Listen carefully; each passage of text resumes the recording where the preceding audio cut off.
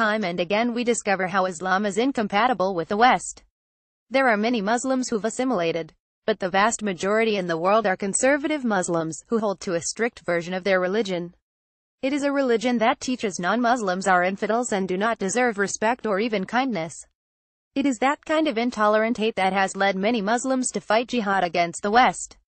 These terrorists seek only to kill as many Westerns as possible. Their hope is to destroy our democratic nations, overthrow our laws and values, and install sharia law over our countries.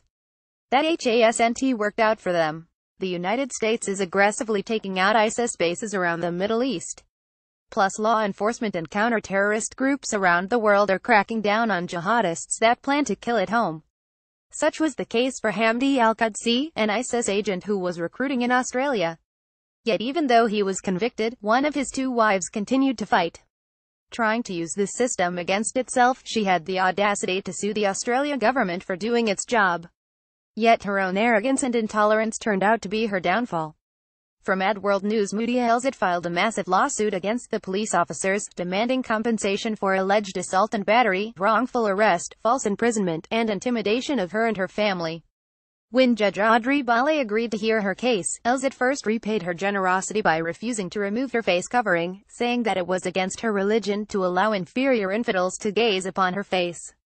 Because Elzit refused to comply with the court's order, Judge Bale refused to hear her evidence. The drama, however, didn't end there. When Judge Bale exited the courtroom, Elzit refused to rise in honor of the judge's authority, proclaiming that she won't stand for anyone except Allah.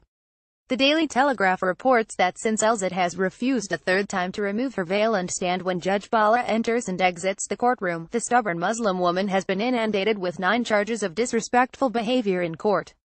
Each count carries a maximum penalty of 14 days in prison and a $1,100 fine, leaving Elzit to face a total of 126 days in prison and $9,900 in fines if convicted of all her offenses.